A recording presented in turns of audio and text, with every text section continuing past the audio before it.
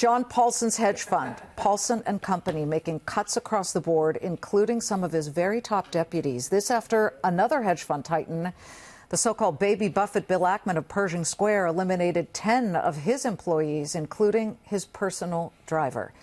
A decade after the financial crisis, 10 years to the week since the Bear Stearns nightmare, are the market's top giants stumbling in a way where they just can't come back? Charlie. What's interesting about this is the tale of these two guys, and I know both of them pretty well. They're both very good investors.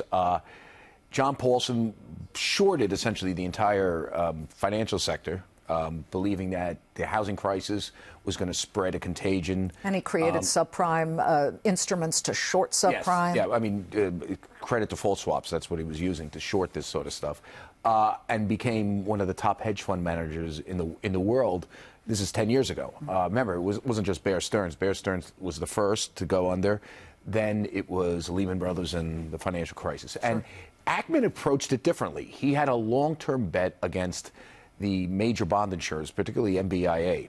He believed that they were insuring so much debt, and particularly housing debt, you know, underwater, stuff that would go underwater. When the housing crisis hit, MBIA and these bond insurers would go under as well. Because they didn't have the collateral to back it up. And, you know, it was a long-term bet, and he was right. And so he kind of basically set the alarm bells by before Bear Stearns hit the skids, MBIA and the bond insurers did. And a lot of that was because of Bill Ackman. And I remember I was reporting about it at CNBC at the time.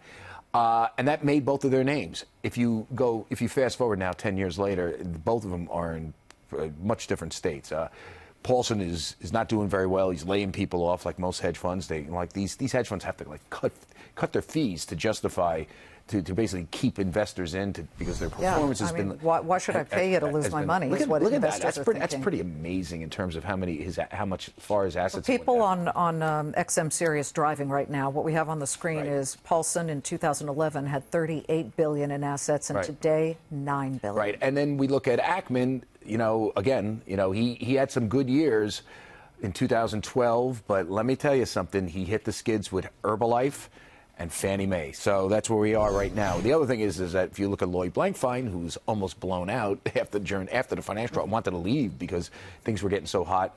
He's going to stay around a while, right? He's CEO, and next year... Not going to be pushed out. He's not going to be pushed out. Need to ask you, just as a follow-up, it's 24 hours since, a little bit over that, since Robert Mueller, the special investigator, filed the subpoena against Trump Organization, business.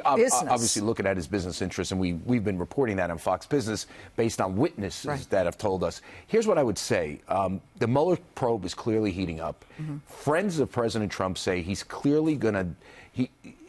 If he had his druthers right now, he would fire Jeff Sessions, who would fire Rod Rosenstein, and they would get someone in there maybe to get rid of Mueller. Okay, that's what friends of Trump have told me. Do you think the subpoena has anything to do with that? I think somewhat, but what you're seeing now is like a house cleaning, right? Tillerson's out, maybe McMaster's next, Kelly. I mean, who knows, right? So what his friends are saying, he's trying to do a prelude to the person he really wants out, Sessions. The only way to do that is to set the stage that you're cleaning house broadly.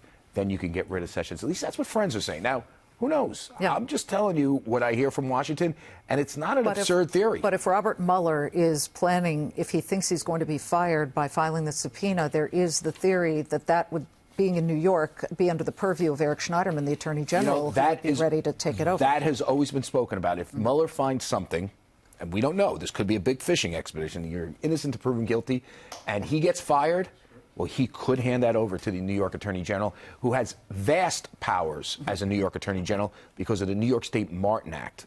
Look that up. That gives him a lot of power. It's like you wrote a book on this or something. I know you did write a book on it. Charlie, thank you.